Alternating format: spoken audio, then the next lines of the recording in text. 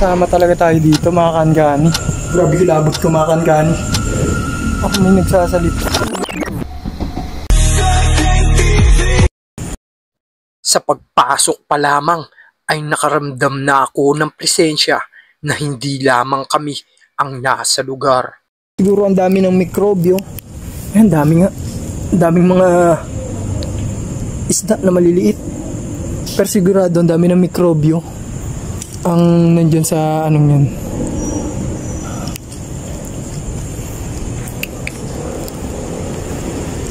Siguradong madami ng mikrobyo at kakaibang organismo yun nandun mismo sa tubig. Stock files, mga gamit, yan. Ako, ano yan? Parang panggawa yata ng post yan. Kasi tayo mga kaangani sa isang cottage. Grabe, daming puno. Hitik sa bunga, sabi yan ng matatanda, ang punong hitik sa bunga, panigurado may bantay. Alam nyo na yung bantay na tinutukoy ko. Hindi siya nakikita pero nararamdaman siya. Up! Yeah?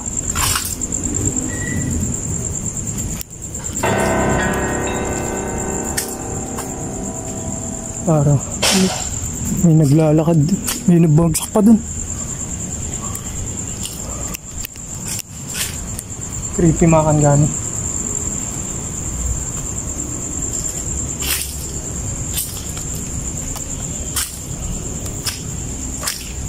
Men's room. Uy, kung sino ko man na narito, hindi ako naparito para bulabugin ka or mangistorbo. Naparito lang ako para mag-explore. Grabe kilabot ko mga kaangani. Tumayo balahibo ng Surfing TV nyo.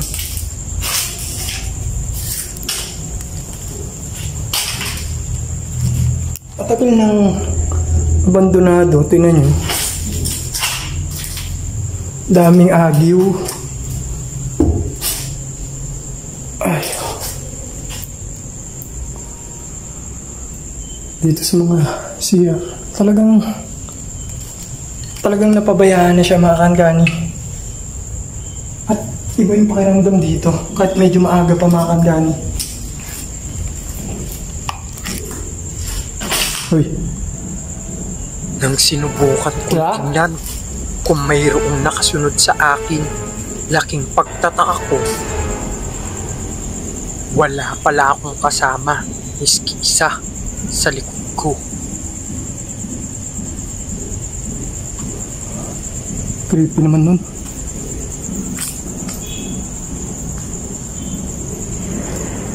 Tayo sa comfort room ng mga babae. Hindi pa ako naparito para manggulo or mambulabog. Nandito lang po ako para mag-explore. Guys, napalaking puno kasi guys, oh. Kaangani. Grabe, ang creepy nung lugar. Pag solo mo lang papasukin. Medyo kanigilabutan na ako mga kaangani. Tindig ng balahibo ko, napakalamig din ang pawis ko. Naambun pa dito.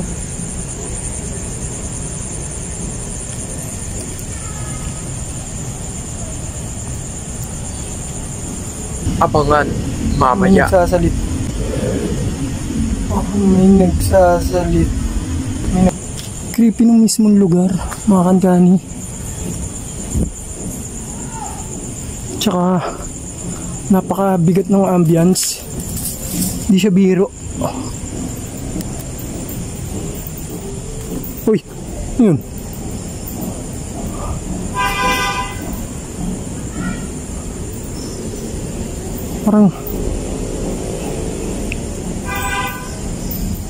Parang may bata sa banda dun, oh. May napansin akong bata.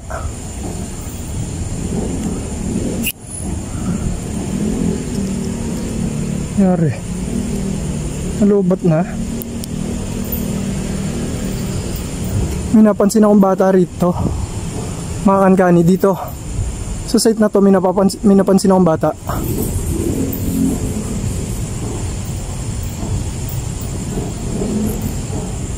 Creepy nun ah.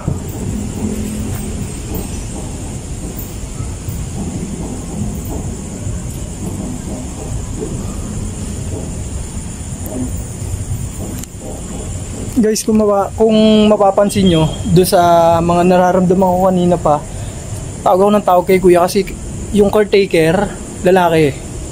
Lalaki yung caretaker ngayon dito. Kaya tatawag ko kuya ko, kala ko sinundan niya ako. Hindi naman pala.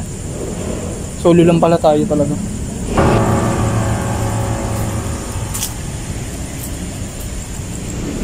Lalaki ng puno.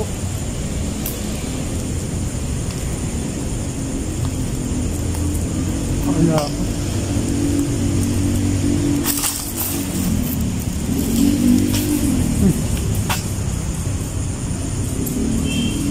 Lalaki din ng mga paninti. Takot dito sa lugar. Uy!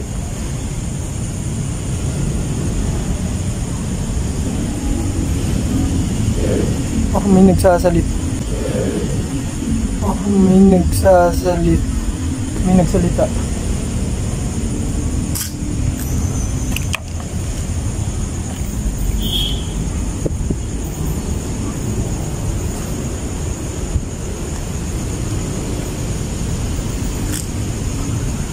Mga cottage, tol, mga kankani, mga cottage ng napabayaang resort. May kasama talaga tayo dito, mga kankani. Kung sino man yun nandito nakasama ko ngayon, huwag mo hawakan. Mahawakan. Ito yung balahibo ko, mga kankani, oh. Mahawakan. Kung sino ka man nakasama ko ngayon dito, hindi ako nandito para manggulo. Hindi ako naparito para manggambala sa inyo. Dito lang ako para mag-explore.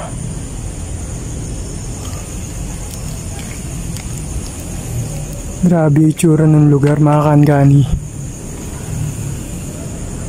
Talagang napabayaan na siya. Pero siguro nung bukas pa to, marami sigurong napunta rin dito.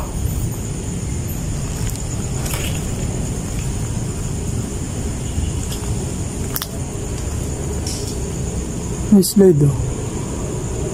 May nakatingin sa atin. Uy, mangin.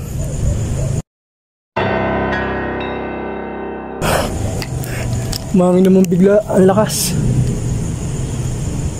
May bata akong kasama rito. Bata, shift.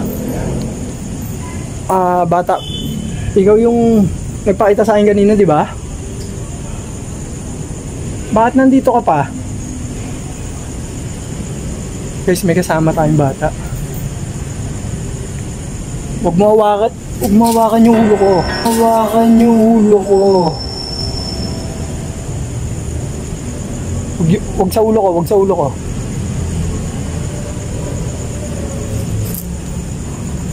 Bakit? Bakit? Ba't nandito ka? Bata? Anong kailangan mo? Kailangan mo ng dasal? Mamaya mag-aalay ako ng dasal sa'yo. At kung sino man yun nandito, na kasama nyo. Kasi alam ko, hindi lang yung bata yun nandito. May iba pang nandito bukod doon sa mga bata. Hindi kumulang na sa 7 ang nawalan ng buhay dito sa lugar na to. 7? Ngunit ako ngayon lang nakapunta rito. Hindi lang siya isa.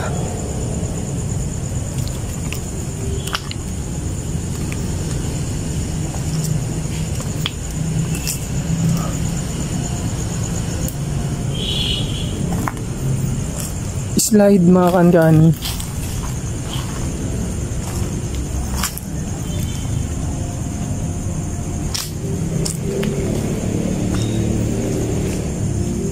Sinaraan siya para siguro hindi, ayan, inistakan nila ng harang para siguro hindi mapanik.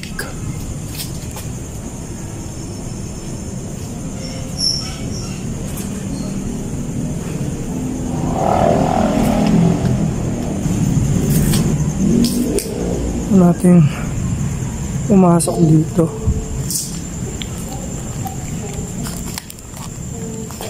Tao po, sa bantay po nung nandito or kung ano man po yun nandito, hayaan niyo po muna sana akong pumasok at makapag-explore. Hindi po ako nandito para manggulo at mambulabog.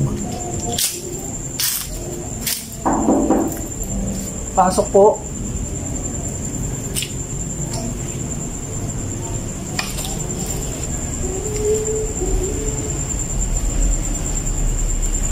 Uy.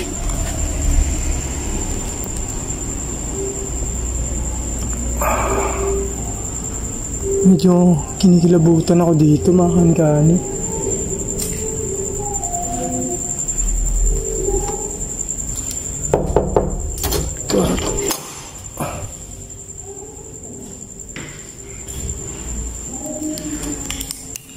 Pabayaan niyo yung kwarto, mga kankani. Talagang luma-luma na.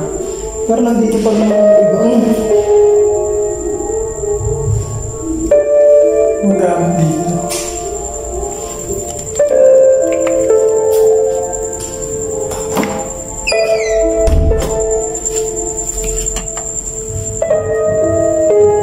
CR.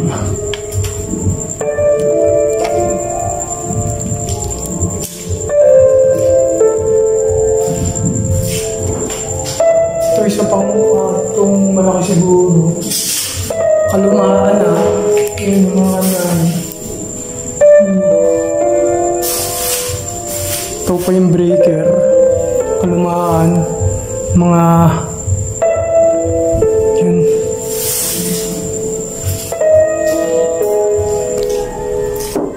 Tao. Uy.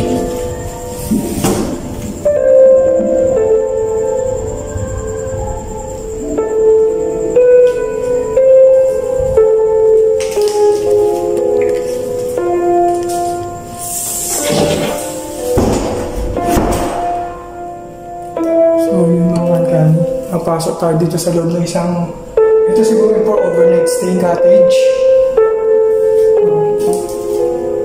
Grabe, sobrang luma na rin mga kabo. Sobrang init. Uy. Uy.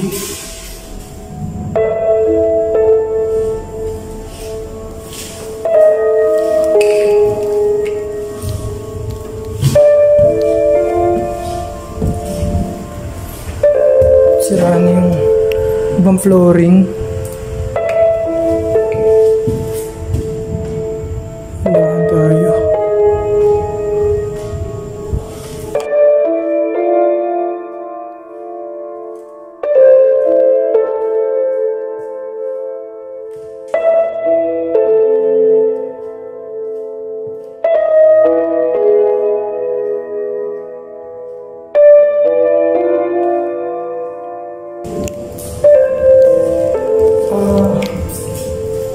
Creepy na pinakalugar, pero doon ako sa pool nai-intrigue eh. Hindi ko alam kung ano meron doon sa pool. Eto mga kanya, hindi talaga ako nag-research kung ano meron dito sa pool. Ang alam ko lang, abandonado to. Napuntahan na ng ibang hunter. Pero until now, wala akong idea kung anong nangyari doon sa pool. Pero may nakita akong bata at babae. Hindi lang isa yung bata, mga bata sila guys. Mga bata yung mga hanggan.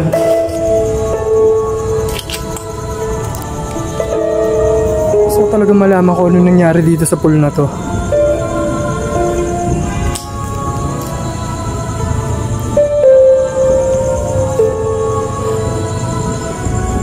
Dito, paglagpas nitong slide, dito sa part na to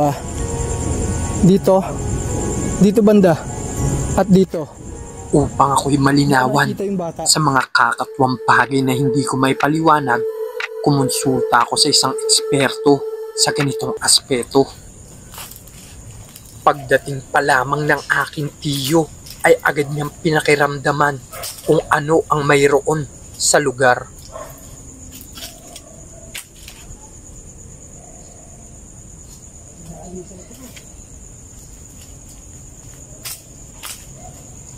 Magang.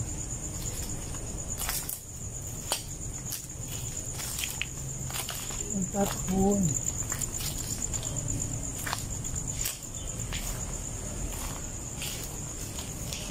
Wala nang maramdaman si Tio rito.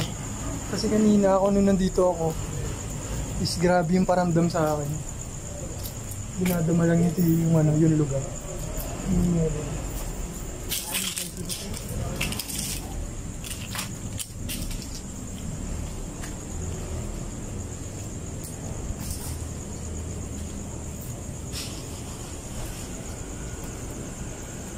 May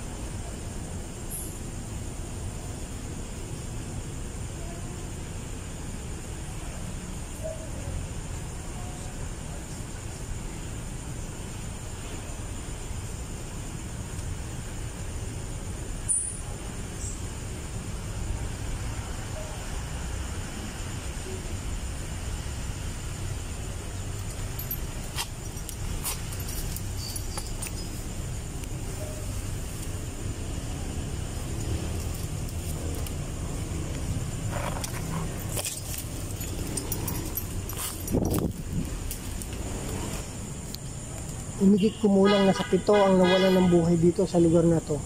7? Ngunit ako ngayon lang nakapunta rito. May mga kankani ha. Kasama ko ang aking Tio. Ngayon lang kami first ever nakapunta rito si Tio. Hindi kami nakapanood pa ng nag-vlog kung sino man ang pumunta rito. Wala pang napanood. Tio, tumingin rito sa camera. Nag-ano ka ba dito? Sabihin mo sa kanila, nagpunta ka ba dito na may alam ka na sa lugar? Wala akong alam sa lugar na to eh. Hindi ko nga alam to kung saan lugar ito. Ang sabi lang eh. Pero first time ko pong narating ito. Ang pinagtataka ko lang po lapis na dito, bakit na-abandon ang lugar na ito samantalang malapit ito at napapalibutan ito ng mga bahay malapit sa kalsada. Itong isang malaking katanungan kung bakit napasara itong result na ito. Mga nasaksiyan ko, naramdaman ko, nakakapangilabot, mahirap ipaliwanag sa inyo eh. Ay, yung mga kankani ha. Pupunta rito, kayo mismong makakaramdam upang malaman nyo kung totoo o hindi ang sinasabi. Kasi mga kankani, totoo yung sinabi ng Tio, mahirap kasi yung ipaliwanag namin sa inyo na naramdaman namin is ganito. Napapanood nyo lang naman, hindi nyo naman mismo nararamdaman, hindi pa kayo mismo yung nagpupunta.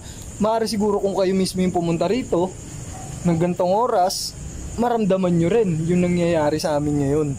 Yun yung gusto ipaliwanag sa inyo ng Tio. So, Tio, ano bang, ang kumbaga parang imbestiga mo dito sa lugar? Bukod sa mga nararamdaman ko, nanindigang balahibo ko, nakikipag-usap naman din ako sa kanila na sana isang ulitin kung mga espiritu man sila at hindi sila makarating sa kanilang pangalawang pupuntahan at ipinalalain ko sa Diyos sa mga kataas-taasan na sila pagbuksan upang manahimik sila, lalong-lalo na sa mga nalunod dito sa swimming pool na ito. Tio, sa tingin mo nalunod sila?